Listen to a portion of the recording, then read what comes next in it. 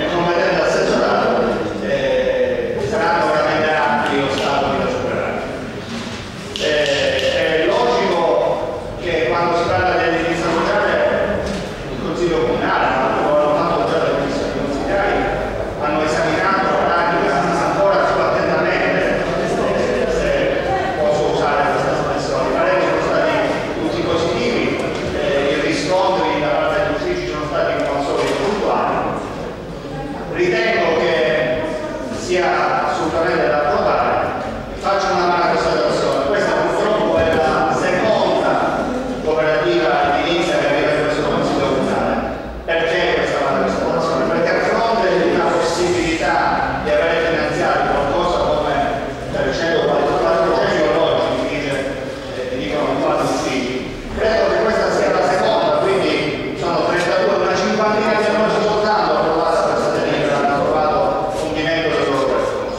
Questa è una testimonianza del fatto che è estremamente difficile portare avanti la procedura, che spesso questi soci hanno dovuto mettere in mano al loro portafoglio per acquistare i terreni che ora sono di loro proprietà, e che le condizioni spesso economiche di queste famiglie italiane sono modificate spesso e non hanno consentito più loro di continuare. Quindi con grande piacere presentare un voto positivo non solo personale ma tutto il gruppo di lavorato e in bocca al lupo. Grazie al consigliere Scalia. La parola. Presidente, grazie. Voglio essere brevissimo, succinto, qualcuno direbbe, però mi sia consentito dare un affettuoso saluto all'assessore Selvaggio, che per tanti anni è stato presente nel Consiglio comunale, e forse anche lui sente il bisogno e la necessità di tornare a questi scambi, visto che si illustri in una della politica regionale, nelle nostre case. Presidente, io le volevo fare una domanda a cui lei non è venuto a rispondere, però ritengo che i colleghi consiglieri comprenderanno subito il bene.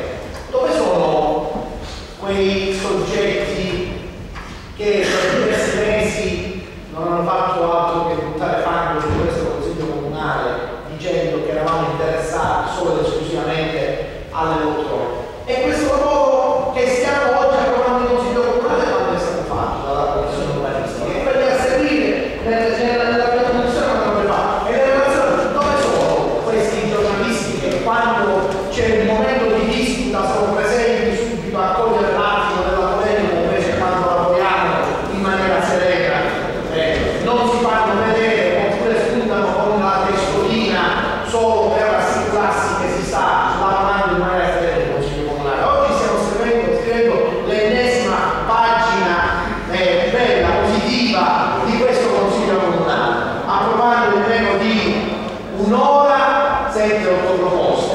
E ritengo, Presidente, che lei deve farsi carico di tutelarci nei momenti in cui legittimamente in quest'Aula c'è una controposizione politica, perché lei sa benissimo che il civico possesso affronta problemi amministrativi come oggi, ma c'è un momento in cui affronta e si confronta su problemi d'ordine politico, caro Presidente. Quindi la invito, quando qualcuno si sveglierà da questo torpore, perché magari in quella seduta abbiamo avuto un momento di contrapposizione, dire questo Consiglio comunale che non è sensibile ai problemi della città, questo Consiglio comunale che perde tempo sulle poltrone, questo Consiglio comunale che non ci rappresenta. Lei deve farsi carico di rispondere a tutto ciò. Io spero, e con questo non voglio dare un commiato, Presidente, che tutto ciò lo possa fare anche il nuovo Presidente del Consiglio del nostro gruppo, Alfredo Fiaccabrino, che quest'oggi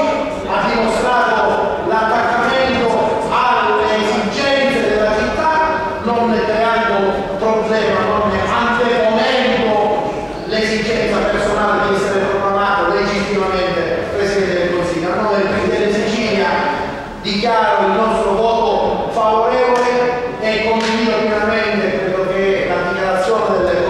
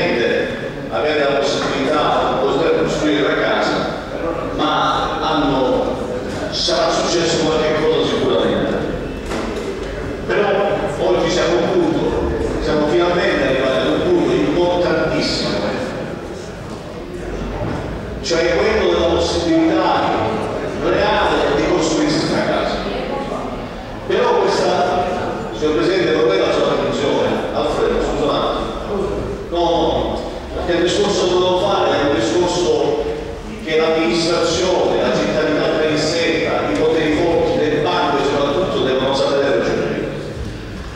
Perché a Caltanissetta, signor Presidente, di case vacanti purtroppo ce ne sono anche tantissime. Il centro storico si è svuotato, molti quartieri non esistono più, proprio perché la gente è andata via, è migrata, si è spostata in altre zone. Ed è vero quindi,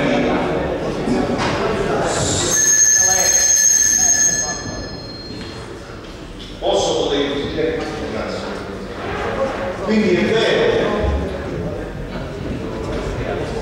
che lo sappiamo che di case vacanti ce ne sono tante, ma il problema è proprio il sistema economico finanziario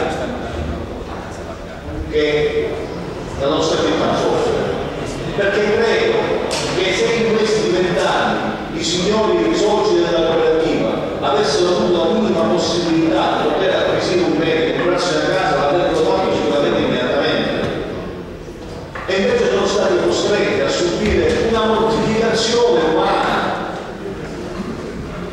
per poter contare sul muro della regione, per poter comprare i terreni, per dover ancora stipulare l'atto e iniziare ancora i lavori.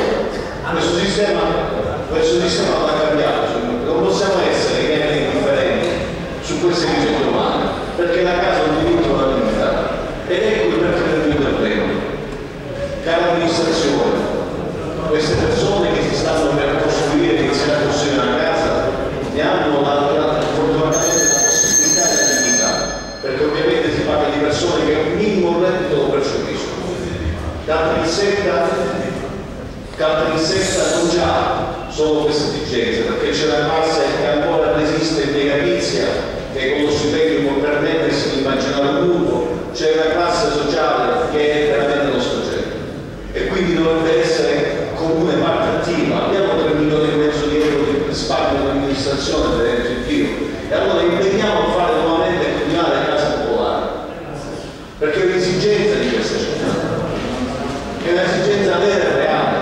L'esempio fra i soggetti è differente, quelli che hanno un reddito minimo e vogliono farsi una casa, perché il diritto romano nella storia d'Italia è insito, cioè quello del diritto della proprietà privata. Noi stiamo bene se abbiamo la casa, siamo sereni. Un padre di famiglia può anche.